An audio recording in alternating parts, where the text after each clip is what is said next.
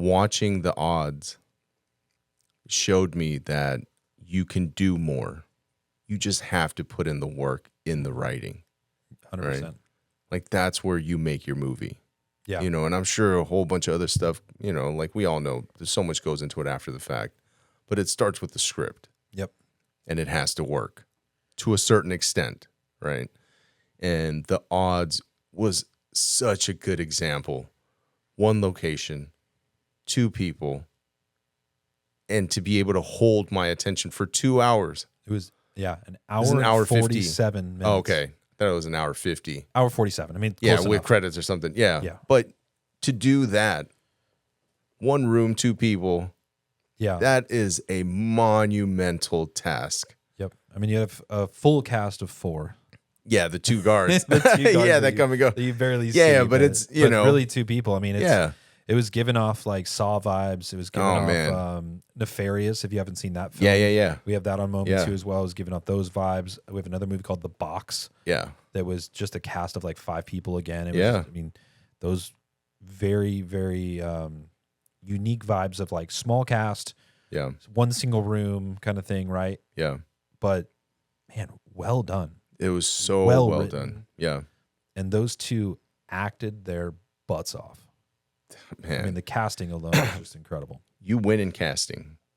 You know. Yeah. Your movie is made. Yeah. That mountain to climb is, you know, you're almost there. Mm-hmm. You get the right people to become the vessels, right? They definitely delivered. You know, watching 2 people, essentially 2 talking heads for 2 hours is not an easy feat to pull off. No. When I saw it was an hour and 47 minutes. Yeah. And after like you're about 20 minutes in, you're like, okay, this is what the movie's going to be. Yeah. Like there's nothing changing at this point. Right. I was a little skeptical. Yeah. Like that was my first take. Yeah. I was just, all right. Where's this it is going? Whatever. I have to watch this whole thing because Al picked it. So like we're going to talk about it. But I was just like, I watched the first 45 minutes of it while I was at the gym. Yeah. Like I was just on the treadmill. I was like, all right, I need to watch this. And so I got through first 45. I didn't put my phone down. Yeah. Like I watched the rest of it while I was like, I mean, kind of more listening to it. I was driving home because obviously it's 2 talking people, right? And I don't necessarily want to see all the things that took place. Yeah. But then I got home and I was just like glued. Yeah. I could not stop watching this film. And that's the trick they pulled off. Yeah. You know what I mean? Like that is the absolute hardest thing to pull off, to just have somebody not walk away. Mm-hmm. What about the story like hooked you? The story, I like that there was reminiscent. It was reminiscent of a lot of other genres, a lot of other movies. Like that whole, the part when she's in the lake. Yes. That reminded me of Shutter Island. Okay. You know, that scene with DiCaprio in the end. Yep. Where his kids, like, you know. Yeah. That reminded me of that. Like, I saw influences of little things. Yeah. It kind of reminded me of that moment with Minority Report. Yeah. With the with the cogs. Yeah, right? in the end. Yeah. But it more for me, you know, like it's hard for me to be a viewer now because I know how the sausage is made, right? Mm-hmm. So I'm constantly, I have to watch things like 2 or 3 times just so that I can wash that other stuff away. Yeah. The critical me, the analyzing, and just let it wash over me. This movie, first watch, I let it play as an audience. It sizzled for you. Yeah. And it didn't make me want to not watch. Mm-hmm. I think that's the most important thing, as that's the trick as a filmmaker. Even if you don't know what's going on, even if you have absolutely no idea where you're going, as long as you feel like you're still going to stay, you've pulled off something. Yeah. Yeah. Yeah, the director, Bob Giordano. So shout out to Bob. Yeah. Incredibly well done. So good.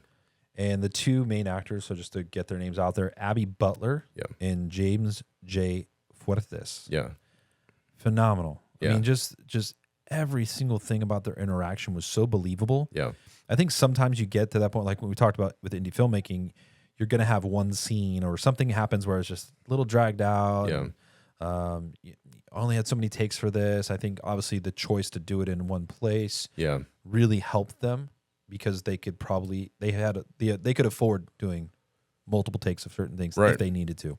No, but the way they used their single space was Yes. really good. It wasn't just relegated to the table. Yeah, and it was dark too. Yeah. I mean, it gave like Staples Center vibes or Crypto.com vibes watching a Laker game. Like everything around the outside is dark. Yeah. And there were some other things you obviously did later in the movie that there are some other spaces in the room, but it was dark the whole time. It was literally just two people, spotlight, and go. Yeah. I mean, reminiscent of like literally would be a perfect like short film concept. It would be. That's what I was thinking. Like this definitely stemmed from a short idea. Mm-hmm. Some type of proof of concept or that could be done in like 10 minutes and be like, can we make a feature out of this? Because that's where I always start. Mm-hmm. You know, I never start writing until I know where I can shoot. So then I can write that location into my story. Yeah. Versus writing a thing in and then like, where am I going to find a mansion or where am I going to get it? You know what I mean? Like, it's harder to do that than to find the place. And man, you have family members, you can use houses, you can use better. Like you just need to, the story needs to offer itself, right, to those things. And you can make it work. Yeah. You know, for any indie filmmaker, don't think like you need thousands of dollars. You don't. You know, start small. Make that small thing work first. You know? That's very smart. Yeah. I mean, if you can stretch a budget, it's definitely going to make it help you out, especially on the back end when you're trying to be profitable. And make your investors' money back. Right. So, as far as the story, I mean, that you're a writer, do you feel like anything was deeper than the surface level? Like, what was the storyline? Was there something deeper that was going on? I definitely have to rewatch it to catch some of the nuances of those things. You know, if the director or the writer snuck those things in there, because surface level, just off the bat, it's anything with struggling. Like it had a lot to do with gambling, right? The things that the chances you take for the loved ones that you have, and you know, things like that. Like that's the surface level, but anything deeper, I'll definitely have to rewatch it. Thanks for spending your time with us today on the More For Me and You podcast. If you've made it to the end, we appreciate you. Now, go do us a quick favor. Please like, comment, and share this episode. And before you go, don't forget to subscribe so you never miss an episode with the incredible guests we have coming up. You can also follow us at Mometu Podcast on Instagram and on TikTok. Oh, and for your next movie night, check out the Mometu app. It's free and packed with amazing movies and shows you've probably never seen. Until next time, take care, stay safe, and we'll see you in the pod.